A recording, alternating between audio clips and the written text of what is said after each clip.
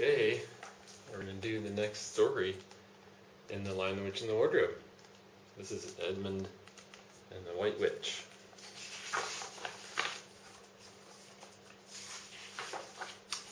Long ago, in the city of London during the Second World War, there were 4 children whose names were Peter, Susan, Edmund, and Lucy. Because of the air raids, they were sent far into the country to stay at the big old house of Professor Kirk.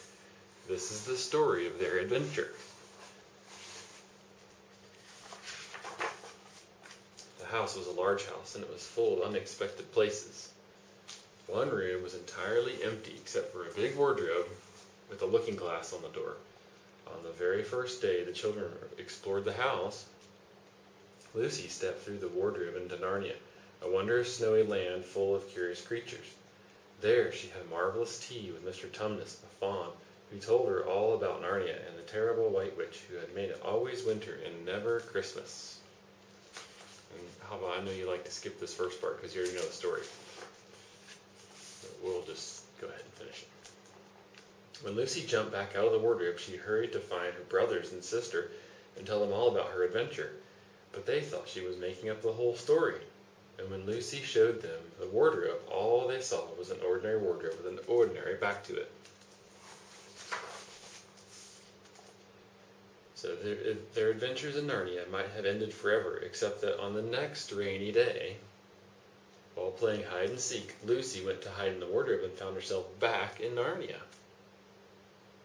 Wanting to tease her, Edmund followed her into the wardrobe, and much to his surprise, he too found himself in the snowy wood. Lucy was nowhere to be seen, and everything was perfectly still, as if he were the only living creature around.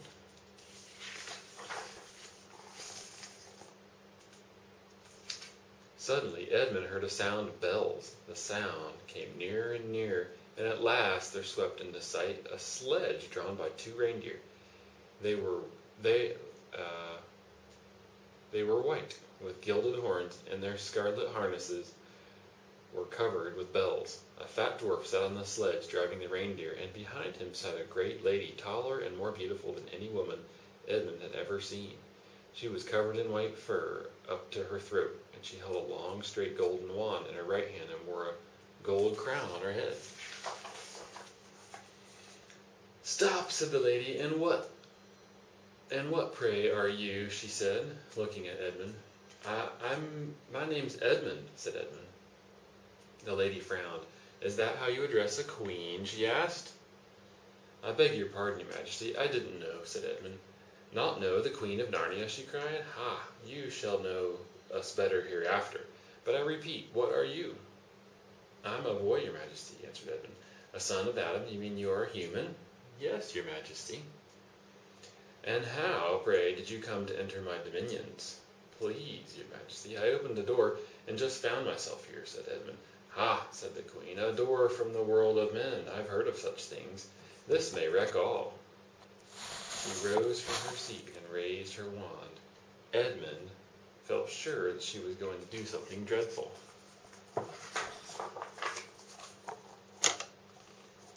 But then the Queen sat down again and said gently, "My poor child, how cold you look. Come and sit with me and we will talk." Edmund dared not disobey, so he stepped up onto the sledge and sat at her feet, and she put a fold of her fur mantle around him and tucked it in well. "Perhaps you'd like something hot to drink," said the Queen. "Yes, please, Your Majesty," said Edmund, whose teeth were chattering. The Queen took out a small bottle, and she let a single drop fall into the snow below. There was a hissing sound, and there stood a jeweled cup full of something that steamed. The dwarf handed the cup to Edmund, who took a sip. It was something he'd never tasted before, very sweet and foamy and creamy. And it warmed him right down to his toes. "It is dull, son of Adam, to drink without eating," said the Queen. "What would you like best to eat?" "Turkish delight, please, Your Majesty," said Edmund. The Queen let another drop fall from her bottle, and instantly there appeared a round box, tied with green silk ribbon and full of the best Turkish delight Edmund had ever tasted. Edmund was quite warm now, and very comfortable. While he was eating, the Queen kept asking questions. Edmund spoke. with his mouth full of Turkish delight and kept forgetting to say Your Majesty, but she didn't seem to mind now. She got him to tell her that there was one brother and 2 sisters, and one of his sisters had already been into Narnia and met a fawn there. At last the Turkish delight had finished, and Edmund wished that the Queen would ask him whether he would like some more. In fact, Edmund did not know that this was enchanted Turkish delight, and that anyone who tasted it would want more and more of it.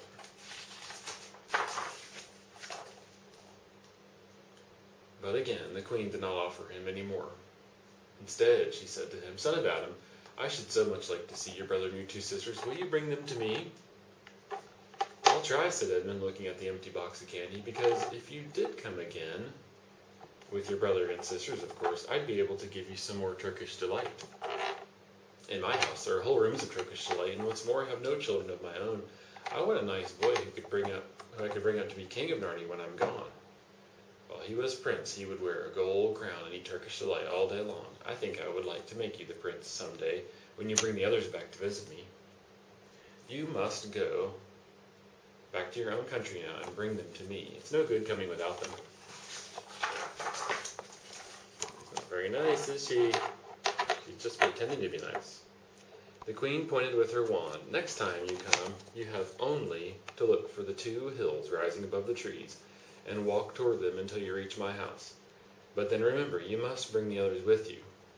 I might have to be very angry with you if you come alone. I'll do my best, said Edmund. And by the way, said the Queen, as Edmund climbed out of the sledge, you needn't tell them about me. It would be fun to keep a secret between us 2, wouldn't it? If your sister has met one of the fawns, she may have heard nasty things about me. Fawns will say anything, you know. And the sledge swept out of sight. Edmund was still staring at the sledge when he heard someone calling his name. Looking around, he saw Lucy coming toward him from another part of the wood. Oh, Edmund, she cried, you got in too. All right, said Edmund, it is a magic wardrobe after all, but where on earth have you been? I've been having lunch with Mr. Tumnus. He's very well. The White Witch hasn't done anything to him for letting me go, and after I had tea with him before, so he thinks she can't have found out. The White Witch, said Edmund. Who's she? She's a perfectly terrible person, said Lucy. Mr. Tumnus told me all about her. She calls herself the Queen of Narnia, though she has no right to be queen at all. And everyone hates her, so she can turn people into stone and do all kinds of terrible things. She drives about on a sledge drawn by reindeer, with a wand in her hand and a crown on her head.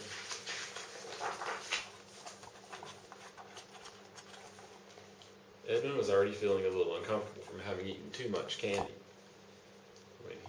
When he heard that the Queen was a dangerous witch, he felt even more uncomfortable, but he still wanted to taste that Turkish delight again more than anything else. You can't always believe what fawns say, he said, irritably. Anyway, I'm tired of standing here in the snow. Let's go home. His mind was already busy working out how I could get Lucy, Peter, and Susan, and the Queen and her houseful to the Queen and her houseful of Turkish delight. Yes, let's, said Lucy. The others will have to believe Narnia now that both of us have been here. So they walked back the way they had come, and suddenly they felt coats around them instead of branches. The next moment they were both standing outside the wardrobe in the empty room. Come on then, said Lucy, let's go find the others.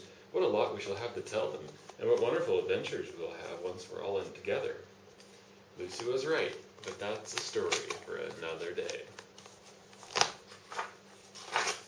Aslan is the next one. I love you guys, and I miss you very much. Just wanted to read you the next story.